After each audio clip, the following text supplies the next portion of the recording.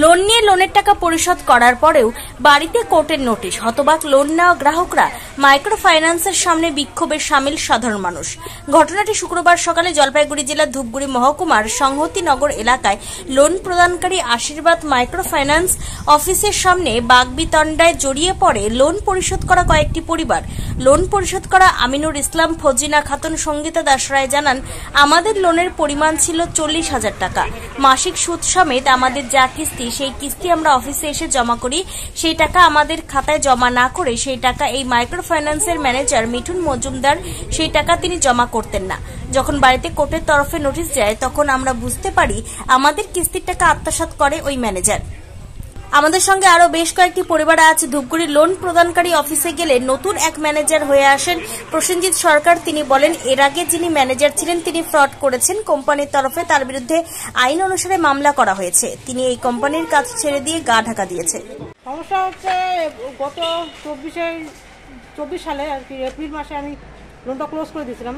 34,100 কত টাকা যেন আমি দিয়েছিলাম অমিত শুক্লাকে, ম্যানেজার ছিল। তো এখনও পর্যন্ত আমাকে দেখাচ্ছে, মেসেজ আসতেছে যে আমি নাকি লোন ক্লোজ করি নাই। ফোন করতেছে অফিস থেকে, লোন কিস্তির টাকা দেন। এখানে এসে 1 বছর থেকে এখানে ঘুরতে এখান থেকে বলতেছে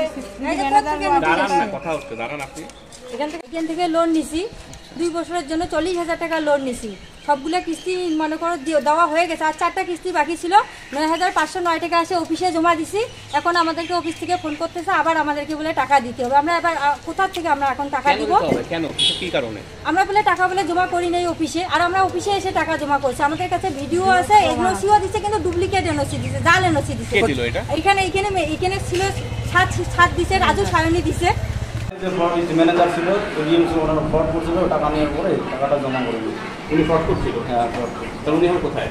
ওনারা এখন কাজ ছেড়ে চলে গেছে। কাজ নেই এই কোম্পানিতে? না। তাহলে এই গ্রাহকদের কি হবে? তখন আমরা ওই যে অডিট রিপোর্ট করবো, অডিট রিপোর্ট করার পরে ওগুলো সময় লাগবে একটু, তারপর টাকাগুলো জমা করবো। এদের নামে নোটিশ আসছে বা আইনি যে প্রক্রিয়া চলছে, তাই এনাদের কি হবে?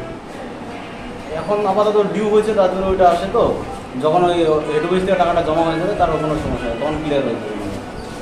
বলছিলাম যে এনারা যে টাকা দিয়েছে, আগের যে ম্যানেজার উনি তো সই করেছে, হ্যাঁ, তাহলে উনি টাকা জমা করেনি?